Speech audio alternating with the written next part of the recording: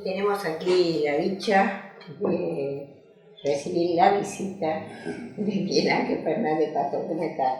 ¿Cómo andás, Marita? Y un poco preocupada porque realmente no sé a vos qué te pasó, pero a mí realmente ya el debate del anterior, pero este en especial me irritó de tal manera que me pone de mal humor. Sí, en lo que yo hago, en principio, es el tema de seguridad social, jubilados, pensionados, asignaciones familiares y todas estas cuestiones. Creo que lamentablemente no formó parte del debate, no lo incluyeron. No sé cuáles son las circunstancias ni los por qué pasó eso, pero lo cierto es que no se trató. Y cuando se trató, fue generalmente para vilipendiarlo, ¿no? Para tratarlo como un tema muy menor. Lo que además sí se habla de que se gastaron, de que no hay plata para los jubilados, que es una gran mentira que se pueda jubilar la gente. Todo eso eso fue más relacionado con los actores de la ultraderecha, ¿no? Por Esper, fundamentalmente por Esper, que obviamente cuando pone como ejemplo los países, pone todos los países que tienen régimen de capitalización y todo esto, pero Esper es un delirante natural de estos temas, que todos lo conocemos, hace muchísimos años que anda diciendo estas mismas cosas. Pero en términos de políticas de Estado, es lamentable que no se haya tratado. En realidad es lamentable que no se haya tratado. También es cierto que el debate es muy difícil. No fue debate. Es muy difícil que haya debate cuando alguien miente tan descaradamente como lo hace Macri. Entonces, más allá de que lo actitudinal, lo bien dicho o lo mal dicho, la mentira no puede ser la moneda corriente. No sé, desde mi visión. Yo creo que se ha naturalizado que se puede mentir. Es más, Pichetto lo dijo. Alberto cree que es el único que puede mentir. No, pero Macri también. No, es al revés. Bueno, yo no creo. No, también, pero lo dijo Pichetto. Yo digo, refiriéndose a él, por supuesto que yo no creo que Alberto haya mentido, pero lo que sí, esa naturalidad con que su candidato avise, dice, ¿y qué mienta? ¿Qué pasa? ¿Cómo que pasa? ¿Cómo que pasa? Tienen que caer los presidentes cuando mienten, ¿no? Escúchame, en Estados Unidos, cayó Nixon Bill Clinton casi cayó por mentir. Sí. Porque no cayó porque haya tenido una relación en el Salón Oval con Mónica Lewinsky. Sí, por mentir. Lo enjuiciaron por mentir, porque se supone que el presidente de un país tiene que ser confiable. Obviamente. Si vos mentís como presidente, no sos confiable. Sí, aparte el descaro con que se miente no es mentir, porque uno en definitiva en un exceso de entusiasmo podría ir un poquito más arriba. No, es mentir en forma descarada, ¿no? Esa cosa de que se puede decir cualquier cosa, cualquier estupidez, porque la verdad que la cantidad de estupideces que dijo Macri, hoy me preguntaba a mi hijo, ¿no? Uno de mis hijos me preguntaba qué me había parecido el debate. Dice, a mí me parece que dentro de lo que Macri estuvo bastante bien. Digo, a mí me cuesta mucho objetivizar eso, porque como cuando dice algo, lo miente de tal forma que me recontracalienta, esta es la verdad, porque no consigo un presidente de la República que le esté mintiendo de esa manera a la gente. A mí me irrita de tal manera que me tengo que levantar y tengo que caminar porque me irrita. Sí. Me saca porque una cosa son los otros que dicen cosas que ya son, viste, de la época de la esclavitud, ya volvemos a la esclavitud. Pero cuando él miente tan descaradamente, como vos decís, cuando él dice cosas que él sabe que son mentiras, porque no sabe que es mentira. No, claro, si no supiera, uno podría cuando habla de la deuda, y vos y yo, y sabemos todos, que el gobierno de Néstor y Cristina no pudo tener deuda, no generó deuda porque nadie le prestaba y porque decidieron no prestar. Lo único que hicieron fue pagar deuda de otros para poder liberarse y tener la la capacidad de poder decidir lo que quisieran, ¿no es cierto? Que eso es lo que hicieron. Sí, claro. Claro, lo que pasa es que ellos computan como deuda lo que ellos pagaron porque la Argentina se negaba a pagarlo. Pero bueno, fue una decisión política que tomó este gobierno, sin ninguna duda. Ellos le pagaron a los buitres. A los buitres. Cuando además... Le pagaron más de lo que pedían. Le pagaron más de lo que pedían y además generaron un precedente de que ahora hay que pagar todo. Exacto. Cuando Néstor había logrado que siempre las deudas se pagaban con quita. Efectivamente. O sea, todo eso, cuando hablan de la libertad de prensa, tema que conozco muy bien, cuando hablan de la libertad de prensa, Néstor y Cristina, tercera vez que lo digo en este programa, Néstor y Cristina emitieron un decreto por el cual no se puede juzgar por injurias a los periodistas, que era una de las cosas por las cuales no juzgaban. Te cuento, una vez yo escribí, durante la dictadura, uno de los laburos que tenía era escribir una cosa para Irlanda de 2000 que se llamaba La carta de la tía Matilde, pero no podía escribir con mi nombre. Entonces lo acusé a Roma y yo dije, y yo hablaba siempre como un tema de tía, decía, querido Romay, este querido Alejandrito, que hace una colecta y después al lugar de la colecta no le manda todos los fondos, se queda con una parte, esto no me parece bien, me hizo un juicio. Y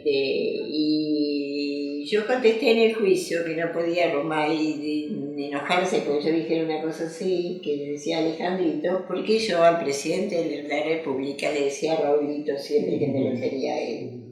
¿Viste? Pues a Raúl Alfonsín le decía Raulito. Entonces, realmente, cuando por esas cosas te podían enjuiciar, no existe más eso. Ojalá existiera, porque con todos estos canallas que han dicho cosas como las que han dicho, bueno, pero gracias a Néstor y Cristina eso no existe. Pero bueno. Pero es bueno, contame, ¿qué va a pasar con los fondos? ¿Que se pueden recuperar esos fondos del Fondo de Garantía? En realidad yo creo que el sistema de seguridad social, más allá de lo que querían hacer, a donde querían llegar, que era en definitiva al consumo del fondo de garantía y la capitalización, venían con un plan bien diagramado que era sentar las bases durante este gobierno y hacer el final del saqueo en el gobierno siguiente. Se les pinchó el globo, por suerte perdieron las elecciones, entonces ya no es tan fácil hacerlo. Por lo tanto, no llegaron a la destrucción total. Hubieran llegado si ganaban las elecciones. Lo cierto es que lograron consumir bastante. Consumieron bastante, pero también quedó bastante porque parte de la pérdida grande que tiene el Fondo de Garantía está relacionada con la baja de las acciones y la baja de los bonos, que tienen que ver con una cuestión de una situación económica catastrófica, y entonces se caen a pedazos todas esas cuestiones. Así que eso, o parte de eso, se va a recuperar rápidamente. También es de esperar que algunos negocios, como el que pasó con este muchacho de Blaquier, van a salir a la luz y posiblemente haya algunas acciones que se puedan tomar. Sí, porque lo han enjuiciado, ¿no? Ya está procesado. Ya está procesado y creo con muy mal pronóstico para él, ¿no? No sé si sabe cómo es el procesamiento, pero lo cierto es que él estaba en Cablevisión y en Arcor, y desde Cablevisión y desde Arcor preparó lo que se llaman obligaciones negociables. Obligaciones negociables son títulos de deuda. En vez de ser acciones que te dan la propiedad del bien, te dan un título por el cual vos comprás y ellos te pagan un interés que representa la deuda, porque supuestamente en tal fecha van a pagar esa deuda. Sería un crédito tomado del conjunto de la sociedad. Él preparó esas obligaciones negociables desde esas empresas. Y después, al poquito tiempo, pasó a ANSES. ¿Quién quedó del otro lado? El hermano que ocupó el lugar que él estaba. Y cuando llegó a ANSES, lo primero que hizo fue comprar obligaciones negociables de Cablevisión y Arcor. Es decir, la confusión entre un lado y el otro es total. Acá la gran discusión es si esto es incumplimiento de los deberes del funcionario público, si es, como yo creo que es administración infiel, porque va a haber perjuicio económico, y la administración infiel es un delito importante en el Código Penal.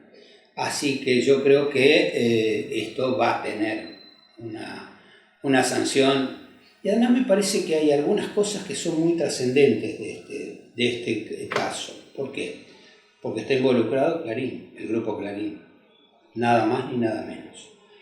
Porque el apellido Blaquier está identificado con muchas cosas que pasaron en la Argentina, más allá de que no le puedo imputar absolutamente nada a un muchacho joven que seguramente no tuvo nada que ver. Tiene mucho que ver, tiene mucho que ver, sobre todo si la alianza es con Cablevisión o con el grupo Clarín. Además de eso, es una acción que se inicia por la justicia. ¿Por qué se inicia por la justicia? Porque quien hace la denuncia es el fiscal de Bedia, que es el actual, era en ese momento el fiscal de la UFICEX, que es una oficina que investiga los delitos previsionales, que depende de ANSES. En definitiva, ANSES le da la logística. Y además, porque interviene la GN, y la GN por unanimidad, es decir, tanto oficialismo como oposición, votaron por apoyar esta causa en la justicia. Así que no se puede imaginar que esto es una denuncia política porque estábamos en elecciones, porque es todo ocurrido dentro del mismo gobierno y ocurrido dentro de las propias instituciones del Estado.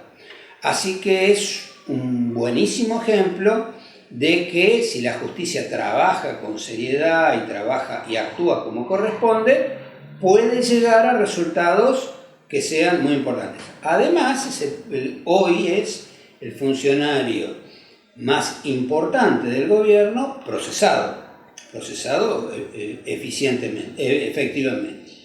Y agregaría como último cosa que a mí me parece que esto es emblemático, en algo que alguna vez dijo Jabrán y que vos habrás oído seguramente también, que es que cuando le preguntaron qué era el poder, dijo sin impunidad. Vos sabés que si algo tuvo la oligarquía argentina, cuando tuvo el poder, fue justamente impunidad. Siempre. Y entonces me parece que esto es la ruptura de ese pacto de impunidad que históricamente hubo en la Argentina. Así que me parece que es muy interesante para valorarlo. ¿No? Y me parece un fallo muy interesante. ¿No? Además, un Blaquier, un representante de la oligarquía, bueno, de todo lo que significa. Con todo lo que se ha significado los Blaquier en Jujuy, en sus ingenios. Ledesma y todo esto. Pero bueno, vamos a ver cuál es el resultado, pero me parece que es importante. Y cerrando el tema de los fondos en sí mismo, te diría que el fondo de garantía es ligeramente recuperable. No sé si se recuperará todo, pero puede recuperarse con una buena acción, con una buena economía que funcione y se puede empezar a manejar. Y lo que me parece, por otro lado, que es de una enorme trascendencia, es lo que Alberto Fernández ha dicho que va a hacer en materia de seguridad social, que esto no hay que minimizarlo. Ha dicho que a fin de año le va a dar inmediatamente un aumento del 20% a los jubilados y pensionados. Esto significa una mejora de bolsillo muy importante, porque viene arriba de la movilidad, porque es una cifra medianamente trascendente, más allá de que a lo mejor en los que ganen poco todavía es una cifra relativamente chica, pero es una recuperación muy fuerte del poder adquisitivo de las jubilaciones. Además ha dicho que también en forma inmediata va a otorgar los medicamentos gratuitos. Esto de los medicamentos gratuitos tiene dos caras. Tiene la cara de que a partir de ese momento todo jubilado y pensionado va a saber que va a tener el acceso al medicamento en el momento que lo necesite. Es decir, no va a tener plazos de espera, no va a tener todas esas cosas que hoy le pasan para poder tramitar si le bajan o no le bajan, o que le alcance la plata para juntarla, etcétera, etcétera. Por lo tanto, va a tener un acceso inmediato al medicamento, que esto es muy importante. Pero además va a tener un ahorro de bolsillo. Hoy, en promedio, los jubilados afiliados a PAMI con los descuentos que PAMI hace sobre los medicamentos, tienen un gasto de bolsillo arriba de 1.600 pesos mensuales. Entonces, si vos sumás el 20% más los 1.600 más el acceso a los medicamentos, no digo que están todos los problemas resueltos, porque no, obviamente pero hay no una están, mejora pero interesante. hay esperanza de que esto empiece a mejorar y después irán resolviendo los otros temas, que es el tema de los subsidios a los servicios públicos, el tema de ponerle freno al crecimiento desmesurado de los medicamentos, la canasta familiar o la canasta básica de alimentos que habrá que controlarla. Es decir, hay una buena plataforma para empezar a revertir una situación que está hoy insostenible. Mira, nosotros estamos terminando un trabajo que es la pobreza en la vejez, que lo vamos a publicitar esta semana o la semana que viene, pero te adelanto que como primer resultado que en la Argentina hay 4.400.000 más o menos, no recuerdo exactamente el número fino, pero es arriba de 4 millones de personas que no alcanzan a cubrir la canasta básica de alimentos entre los jubilados y pensionados.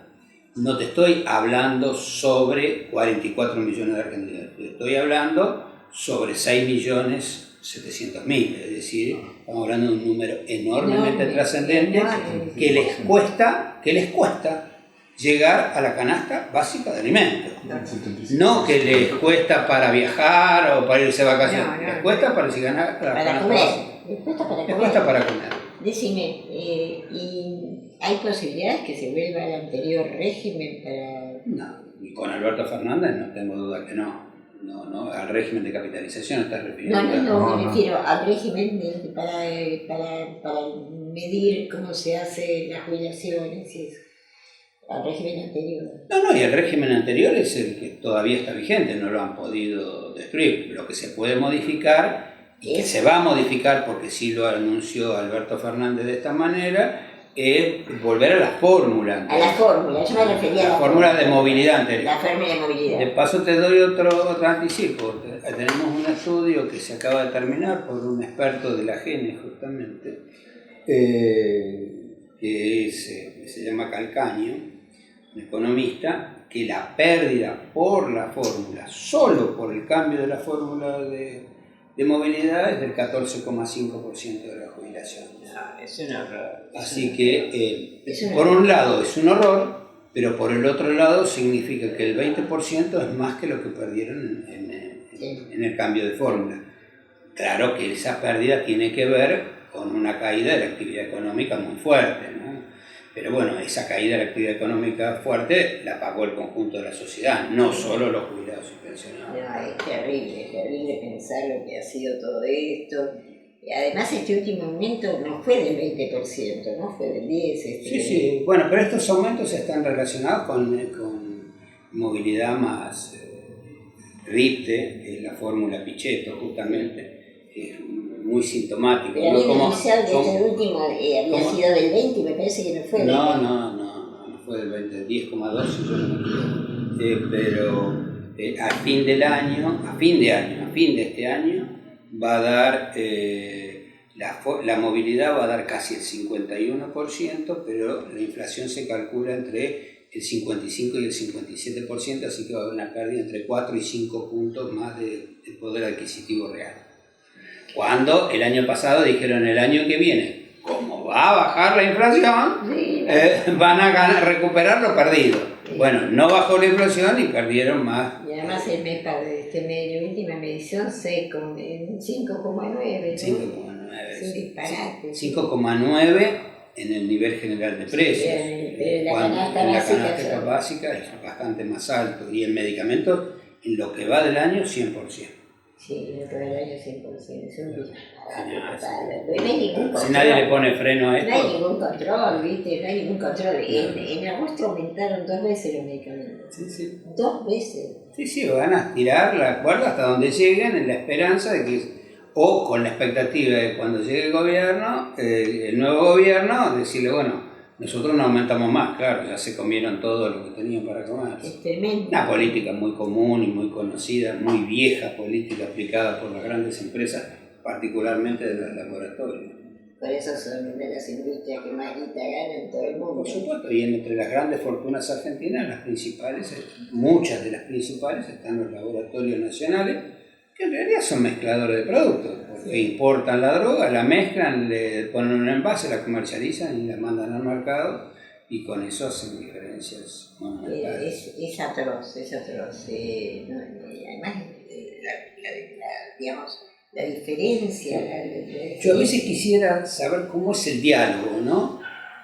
Ya estamos ganando 20, pero queremos ganar el 80. Vamos a aumentar los medicamentos. Entonces alguno dirá, pero mira que los viejos no la van a poder comprar los medicamentos. Y el otro dirá, no me importa nada. ¿Cómo será esa discusión?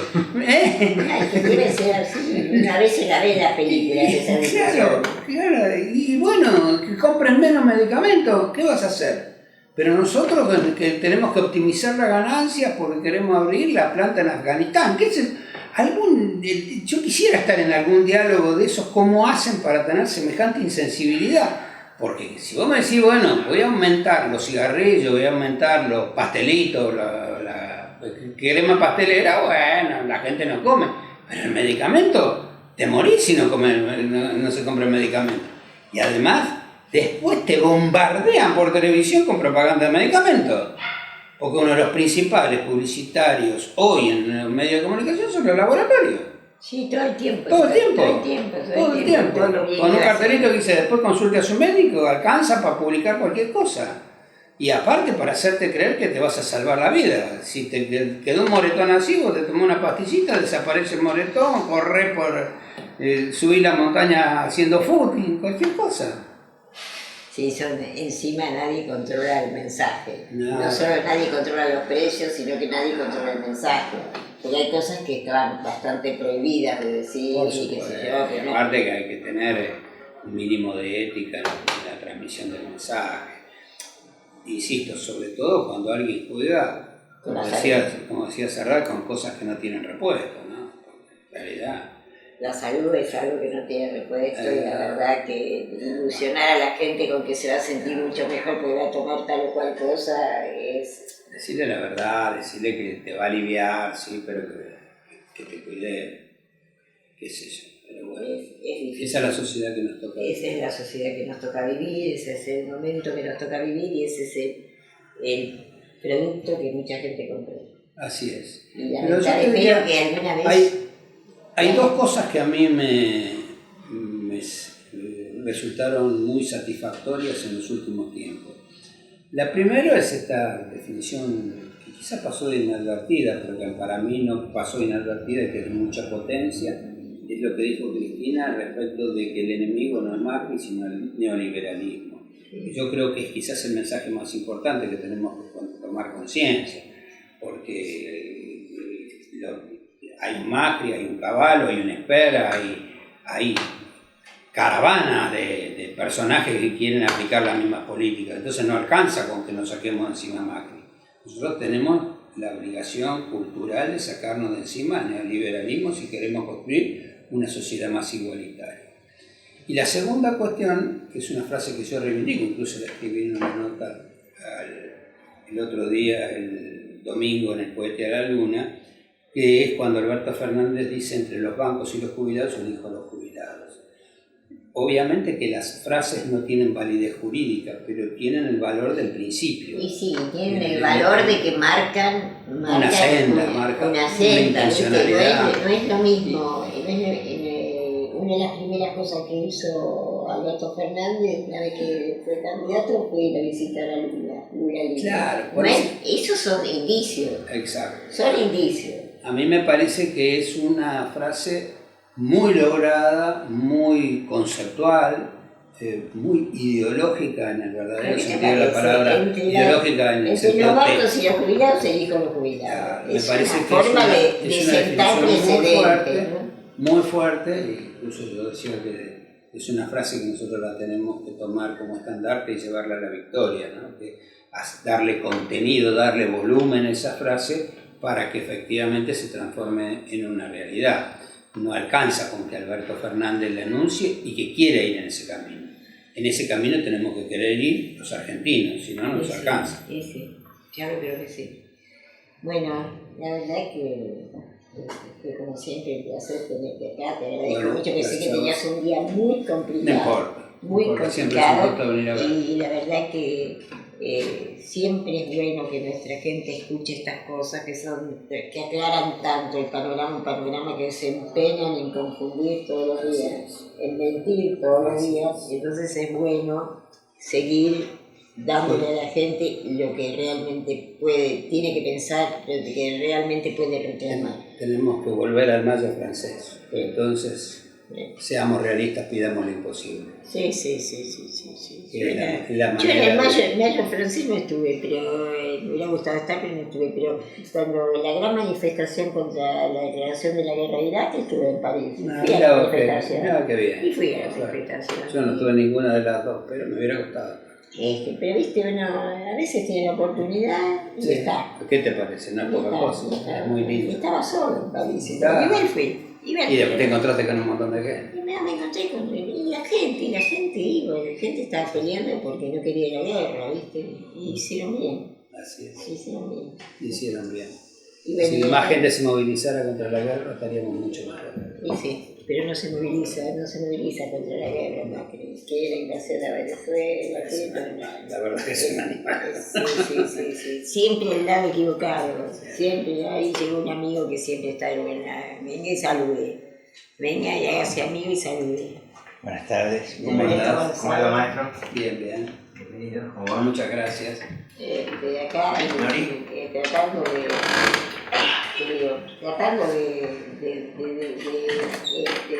realmente sentir que, tratando de, mientras se miente tanto, tratando de aclarar algunas cosas, ¿viste? Porque la verdad es que con tanta mentira es imposible, ¿no? Sí. Yo creo que hay un motor que nosotros tenemos que tratar de incentivar en el próximo gobierno, que es el motor de la esperanza.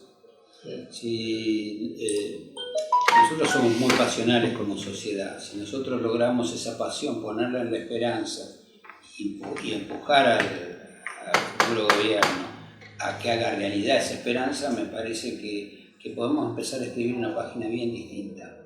Porque creo que lo que más nos destruyó el macrismo, el neoliberalismo, es el habernos hecho claudicar en la esperanza. Bueno, porque hicieron lo que yo sostengo acá, que están cansados de escucharme, hicieron, la misma técnica de un femicida, ¿viste? O sea, es atacar la autoestima. Cuando un pueblo se queda sin autoestima, es fácil de liquidar. Es un buenísimo ejemplo, es exactamente así. Es lo mismo que hace un perverso, ¿va? Perverso, ¿viste? Perverso. Femicida o lo que sea, perverso. Te hace culpable de que vos que te rompa la cabeza. Sí, además de romperte la cabeza, vos sos el culpable. Vos sos el culpable y además te lo mereces. Te lo mereces. Y eso es lo que la gente se termina creyendo, ¿viste? Y bueno, y esto es lo que tenemos que luchar, y tenemos que reivindicarnos que somos un pueblo que nos merecemos otras cosas. Así es. Ojalá así sea. Ojalá, hay que pelear por eso.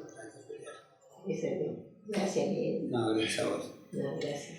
Bueno, y será hasta la semana que viene en Periodismo en Emergencias, que ahora quedan en compañía de mi querido amigo Norberto González. Uno que sabe. Que sabe escuchar. Por supuesto. Enseguida volvemos.